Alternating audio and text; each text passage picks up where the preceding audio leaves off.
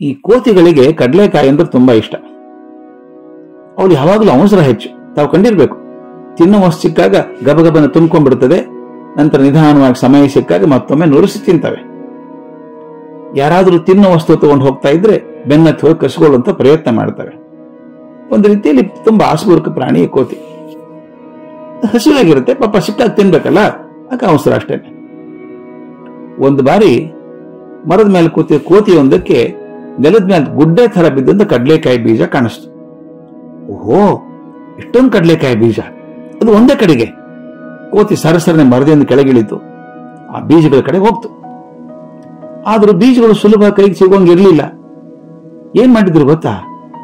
ಸ್ವಚ್ಛವಾದ ಕಾಜಿನ ಬಾಟ್ಲಿಯಲ್ಲಿ ಅವನ್ನ ಹಾಕಿಟ್ಟಿದ್ದಾರೆ. ಆ ಬಾಟ್ಲಿ ನೆಲದಲ್ಲಿ ಭದ್ರವಾಗಿ ಹೂಳಿದ್ದಾರೆ. ಅದನ್ನ ಮೇಲೆ ಎತ್ತು ಹಂಗಿಲ್ಲ. ಕೋತಿ ಕಡಲೆ ಬೀಜ ಪಡ್ಕೊಳ್ಳೋಕೆ ಏನೇನೋ ಕಸರತ್ತು ಮಾಡ್ತು. ಅದು ಕೊನೆಗೆ ಅದು ವಿಧಾನ ತಿಳಿತು. ಆ ಶೀಶೆ ಬಾಯಿ ಇದೆಯಲ್ಲ, ಬಾಯಿಯೊಳಗೆ ಕೈ ಹಾಕಿದ್ರೆ ಬೀಜ ಮುಟ್ಬಹುದು. ಆದ್ರೆ ಬಾಟ್ಲಿ ಬಾಯಿ ಇಕ್ಕಟ್ಟಾದದ್ದು. ಸ್ವಲ್ಪ ಪ್ರಯತ್ನ ಮಾಡಿ ಕೈ ಮುಷ್ಟಿಯನ್ನು ನೇರ ಮಾಡಿದ್ರೆ ಕೈ ಒಳಗೆ ಹಾಕಬಹುದಾಗಿತ್ತು.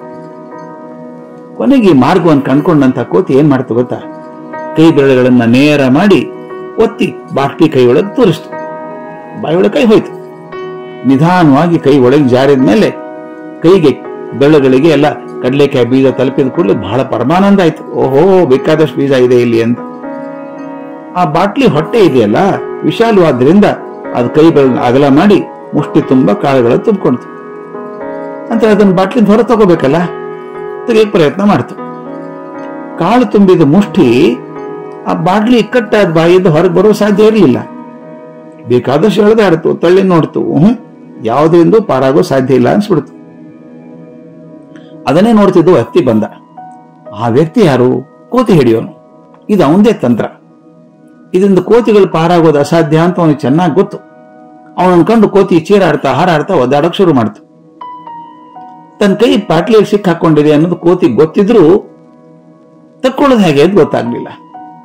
ಅದು ಕೈ ಒಳಗೆ ಹಾಕ್ಬೇಕಾದ್ರೆ ಮುಷ್ಟಿ ಇರಲಿಲ್ಲ, ಬೆಳೆಗಳನ್ನ ನೇರ ಮಾಡಿ ಹಾಕಿತ್ತು. ಈಗ ತನ್ನ ಮುಷ್ಟಿ ಬಿಚ್ಚಬೇಕು ಅಂತ ಹೊಳಿಲಿಲ್ಲ. ಹೊಳೆದಿದ್ರು ಕೂಡ ಇಷ್ಟು ಅನಾಯಾಸವಾಗಿ ಸಿಕ್ಕಿದಂತ ಕಡಲೆ ಬೀಜನ ಬಿಡೋದು ಹೇಗೆ ಅಂತ ಪಾಪ ಚಿಂತೆ ಆಗಿರ್ಬೇಕು. ಕೋತಿ ಹಿಡಿಯೋನು ಓಡಿ ಬಂದ, ಅದ್ರ ಕೈ ಕಾಲುಗಳನ್ನು ಕಟ್ಟಿ ಹಾಕಿದ. ನಂತರ ಬಾಟ್ಲಿಯಲ್ಲಿ ಸೇರ್ಕೊಂಡಿತ್ತಲ್ಲ ಕೈ, ಒಂದ್ ಜೋರ ಫಟ್ ಅಂತ ಪೆಟ್ಟು ಕೊಟ್ಟ. ಅದಾದ ಗಾಬರಿ ಅಂತ ಅದು ಮುಷ್ಟಿ ಬಿಟ್ಬಿಡ್ತು. ಮುಷ್ಟಿ ಬಿಚ್ಚಿದ ತಕ್ಷಣ ಕಾಳುಗಳೆಲ್ಲ ಬಾಟ್ಲಿಯಲ್ಲೇ ಬಿದ್ದು ಕೈ ನಿಧಾನಕ್ಕೆ ಹೊರಗೆ ಬಂತು. ಆದ್ರೆ ಆಗಲೇ ತಡ ಆಗಿತ್ತು. ಮನುಷ್ಯ ಕೋತಿಯನ್ನ ಚೀಲದಲ್ಲಿ ಹಾಕೊಂಡು ನಡೆದೇ ಬಿಟ್ಟ. ಕೋತಿಗೆ ಬಾಟ್ಲಿಯಿಂದ ಏನೋ ಸ್ವಾತಂತ್ರ್ಯ ಸಿಕ್ಕಿತ್ತು, ಆದ್ರೆ ಬಾಳಿನ ಸ್ವಾತಂತ್ರ್ಯ ಕಳ್ಕೊಂಡ್ಬಿಟ್ಟಿತ್ತು. ಈ ಘಟನೆ ನನಗೆ ಬಹಳ ಚಿಂತೆ ಹಚ್ಚಿತು ಸ್ನೇಹಿತರೆ. ನಮ್ಮ ಅವಸ್ಥೆನೂ ಆ ಕೋತಿ ಹಾಗೇನೆ ಅಲ್ವಾ? ನಾವು ನಮ್ಮ ಮುಷ್ಟಿಯನ್ನು ದೊಡ್ಡದಾಗಿ ಮಾಡ್ಕೊಳ್ತಾ ನಮ್ಮ ಮಿತಿಯಿಲ್ಲದ ಆಸೆಗಳನ್ನು ತುಂಬಿಕೊಳ್ತಾ ಇದ್ದೀವಿ. ವಸ್ತುಗಳಾಗ್ಲಿ, ವಿಷಯಗಳಾಗಲಿ, ಪ್ರತಿಷ್ಠೆಗಳು, ಸ್ಥಾನಮಾನಗಳು, ಇವೆಲ್ಲ ನಮ್ಮ ಅವಶ್ಯಕತೆ ಬೇಕು ಅಂತ ಅನ್ಕೊಂಡಿದೀವಿ. ಇವನ್ನು ತುಂಬಿಕೊಂಡು ನಮ್ಮ ಮುಷ್ಟಿ ಈ ಬದುಕು ಅನ್ನುವಂತಹ ಬಾಟ್ಲಿ ಒಳಗೆ ದೊಡ್ಡದಾಗ್ತಾ ಹೋಗ್ತಾ ಇದೆ. ಮುಷ್ಟಿ ನಮ್ಗೆ ಅರ್ಥ ಆಗ್ತಾ ಇಲ್ಲ. ಮುಷ್ಟಿ ದೊಡ್ಡದಾದಷ್ಟು ಹೊರಗಡೆ ಬರೋದು ಕಷ್ಟ ಆಗುತ್ತೆ. ಯಾವ್ಯಾವುದೋ ದಾಕ್ಷಿಣ್ಯಕ್ಕೆ ಸಿಕ್ಕಾಕೊಂಡು, ಪ್ರಸಂಗಕ್ಕೆ ಸಿಕ್ಕಾಗೆ ಮುಖವಾಡ ಹಾಕೊಂಡು ಕುಣಿತೇವೆ. ಅಷ್ಟೊಂದು ಮುಖವಾಡಗಳ ಮಧ್ಯೆ ನಮ್ಮ ನಿಜವಾದ ಮುಖವಾಡ ಯಾವುದು ಅಂತ ಮರೆತು ಹೋಗುತ್ತೆ.